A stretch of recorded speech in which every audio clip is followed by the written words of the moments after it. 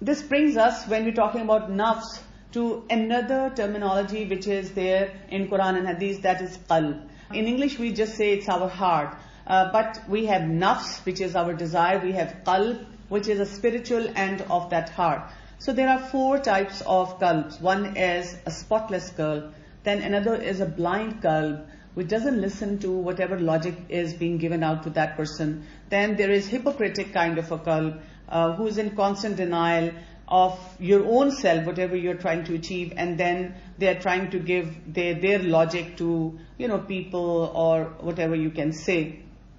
And then there is a struggling qalb. What we need to aim for is spotless qalb. And then Imam Qayyim ibn Jawzi in one chapter describes people looking like different animals. Some are like dog, which is a symbol of greed. Some are like donkeys, which act in a very stupid manner, like they make a fool out of themselves. Some are like peacocks, they're spreading out beautifully and dancing in front of people. Some are clever like fox. Some are beastie in nature. So you can look at all these animals and see very clearly in which direction you are heading. Basically, all our concepts sound upside down. And that is where we find out in Surah Taha, verse number 124, where Allah subhanahu wa ta'ala says, وَمَنْ أَعْرَضَ عَنْ ذِكْرِي فَإِنَّ لَهُ مَعِيشَةٌ دَنْكَ وَنَحْشُرُهُ يَوْمَ الْقِيَامَةِ أَعْمَى. But whosoever turns away from my message, verily for him is a life narrowed down, and we shall raise him up blind on the day of judgment. This is very important, because someone who is turning away from Allah, the life is going to become ma'ishatun danka, very, very constricted, very narrowed down. And if you look around, notice towards the life of the people, we all have challenges in our life. But how come there are people who are able to maintain those, still live and survive with those challenges, and there are some people who just cannot take those pressure. The zikr is not there in their life, and that is why they go through these challenges. What we need to do is, if our life is revolving around materialism, we need to be really, really forewarned. Then Surah Nahl, verse number 97, Allah subhanahu wa ta'ala guides us, Man amila saliham min zakarin aw unsa wa huwa mu'min, falanuhyiyannahu hayatun tayyiba, walanajziyannahum ajrahum bi ahsani ma kanu ya'malun. Whoever works righteousness, man or woman, and has faith, verily to him will we give a new life, a life that is good and pure, and we will bestow on such their reward according to the best of their action. All we have to do is, the more you focus on your hayatun tayyibah, the more reward will be coming from Allah subhanahu wa ta'ala. Like one of the scholars said, if kings and their descendants understand our condition, they will fight us with sword to obtain the same status. And that is the reality. Sometimes you are going in hijab and niqab, and there are girls who are in off sleeves, and they are pitying you. They're like, "Uff, tumhe garmi nahi lag rahi? Don't you feel hot? Isn't it suffocating?" But the girl who is in hijab and niqab is totally comfortable with all this heat and humidity and all this suffocation. Why? Because she is doing it for Allah's sake. She understands the short-term and the long-term benefits of all that. So when we talk about moving from nafs to the qalb, the guideline that we get is وَإِنَّ مِن شِيعَةِ لَإِبْرَاهِيمَ إِذْ جَاءَ رَبَّهُ بِقَلْبٍ سَلِيمٍ. Verily among those who follow his way was Ibrahim alayhi salam. Behold, he approached his Lord with a sound heart. We have to take Ibrahim alayhi salam as a role model. He was focused. He's always submitted to Allah subhanahu wa ta'ala. So what are the qualities of this qalb salim? Because Imam Qayyim ibn Jawzi says this is what we need to be targeting, rather than thinking about whom I can choose to be my soul mate. Look at the concept of qalb salim. So the purity of heart is accomplished when it is free of these 5 things: protection from shirk, protection from bid'ah, protection from haram desires and heedlessness. And remember, thought of haram desire could be coming towards you, but we have talked about many things that you can do which can fizzle those out. Then number 4 is casual about remembrance of Allah subhanahu wa ta'ala. Like you need to have a constant plan for each day. This is the time for my salah, this is the time for my recitation of Quran, this is the time for my making all the dua, this is the time for my tilawat, nazrat, tajweed, and whatever, my study time to understand, have better comprehension of Quran. And then number 5 is protection of sincerity. Now, apparently if you look at that and you just try to apply this whole 5-thing package to your life, you will be getting that Qalb Salim, and which would mean you would be on that Sirat al-Mustaqim where every now and then people would be telling you follow this path or follow this path, but you will have that clarity that this is the right thing I'm doing and this is the wrong thing. And if you move toward the wrong thing, you will immediately know that I have moved out from that motorway, taken a wrong exit, and let me come back. So I will leave you with the saying, a fool's paradise is a wise man's hell. So please, let's focus on the right concepts and then learn to move on. Can we stay in touch with a good guy sharing only good things? No, we can't. This is like, again, a fitna coming from shaitan. I have come across so many girls who ask me, this is my cousin or my class fellow or my colleague, and we just click together, and now I understand this is not appropriate, but can I teach him Quran? Well, you can refer that guy to some male scholar or male speaker who can teach him Quran. So you shouldn't be in touch with these guys as such. Look around in today's society. There is harassment of students by the teacher. There is harassment of young girls who are working in offices by their bosses who are almost same age as their father. So this is happening. Why? Because we feel sometimes, maybe we can convey a good message to them and my heart is clean and there is nothing happening. But we can never be sure about the other guy. And that is why Allah subhanahu wa ta'ala has given us a very, very clear boundary on that. Sometimes it is hard to ignore negative comments, especially when they come from close family. How do we stay steadfast when we can't afford to be deaf all the time? Negative comments always have bad impact on us. Like even now, if someone writes over here, I hate you and you are so boring, I will be affected by that. But this is a human nature, no? We are sensitive to whatever people tell us. But then we gather our strength, we look at some facts and figures, and then we take up from there and we decide if I'm supposed to do this or that. And when we connect to Allah subhanahu wa ta'ala, that's when the healing of our all wounds come. Apart from that, you need to have certain coping mechanisms in life in place. Like, for this particular matter, when you say that negative comments affect us, so you need to have emotional intelligence. You need to be sure about your own self, like if I'm on the right path or not. Like once, a few months back, somebody said to me in a very negative manner that you are a very rigid person, you are not flexible at all. And it did hurt me, and I was sort of scared. I thought to myself that if I'm a rigid person, then I might be making life of so many people difficult around me. What can I do about it? So I consulted someone, and that person said, why don't you go online? You will find so many online surveys, questionnaires, which will give you an assessment on if you're flexible or not. So I thought that's a good idea, and I went online, I filled up that questionnaire, the result came out. So I said, Alhamdulillah, and that expert said to me, if you feel that you're not flexible, that survey that you run for yourself, then obviously, you can work on yourself and you can ease out on those areas where it is recommended. So you need to learn those coping mechanisms and skills, how to deal with people who are negative, or when you are living among toxic people, how do you survive? Our problem is we like to stay in that victim mentality, and we never like to make an effort to improve ourselves or learn that skill which can help us in that particular situation. We all know that it is not allowed to talk to a guy, especially for a talk which is like vain and useless, where you're trying to talk to someone for fun maybe.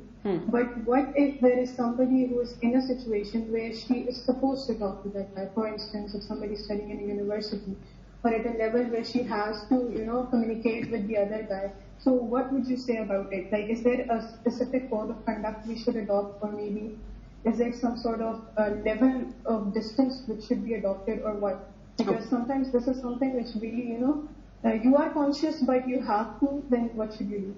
Okay, that's an important question.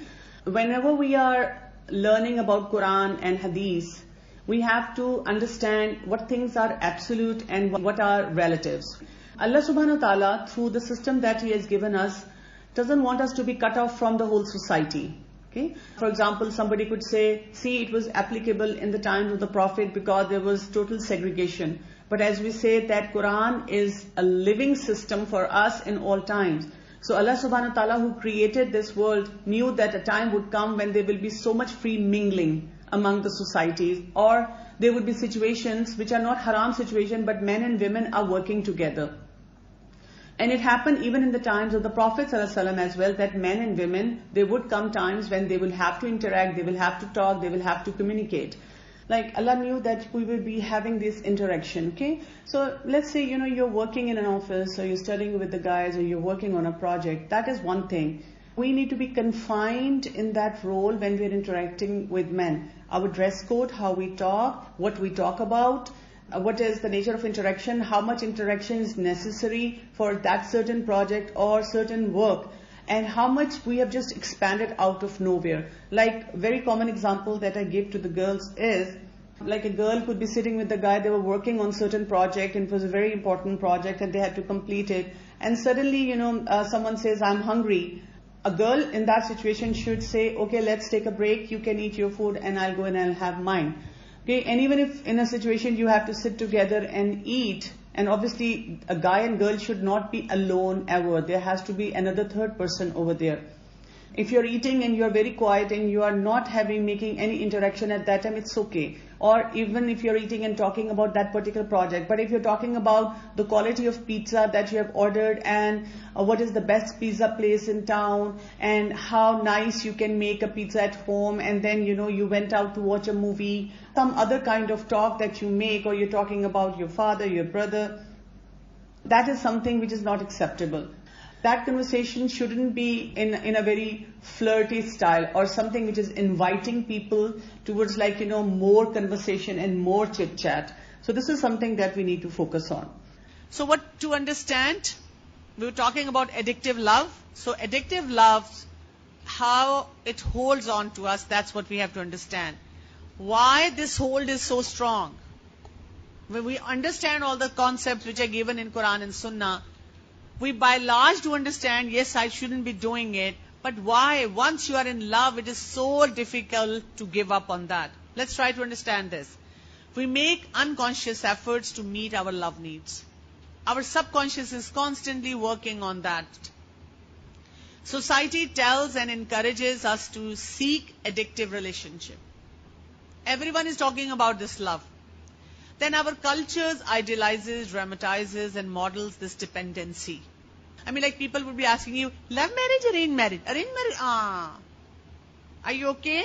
Love marriage, Give me the story. Obviously, when the society is giving you this concept, it's difficult to hold on or let go.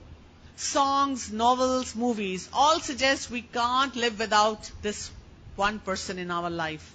Our brains are like computers, which collect, stores data, and later programs it. But with inadequate data, we're not able to process and program properly, and we live with these addictive patterns. So you understand why this happens? It's in the air. And whatever we are watching around, it goes in our subconscious. And when it goes in our subconscious, we are programmed that way. We feel that you can't survive without it. Whereas experts in our time say all you have to do is change those patterns in your subconscious mind and you can move out of that. So relationship assessment is very, very important for us. Number one, we need to acknowledge the addictive elements in relationship and do something to change it. If I am on such a dependence level on someone, I will create misery for myself. Even if this dependency is beyond what Allah subhanahu wa ta'ala has guided us between husband and wife. We have been told to follow what the husband says for a wife. But when it comes to all the obligations from Allah subhanahu wa ta'ala, like praying, and the husband says don't pray, what do? You pray. When the husband says don't wear hijab, you wear hijab. Why? Why you don't listen to your husband then? Because this is a commandment coming from Allah subhanahu wa ta'ala. And Allah subhanahu wa ta'ala wants us to have a healthy relationship, interdependent relationship, not unhealthy parameters in our life. And obviously, if your husband says no to something which is compulsory, you don't pick up a fight with him. You need to learn the smart ways, wiser ways of dealing with the situation. Then build in best aspects of relationship where there is maturity, harmony, and love. These are the two aspects that in any relationship, whether you are married, you're about to be married, or someone approaches you. I don't want addictive patterns in my life.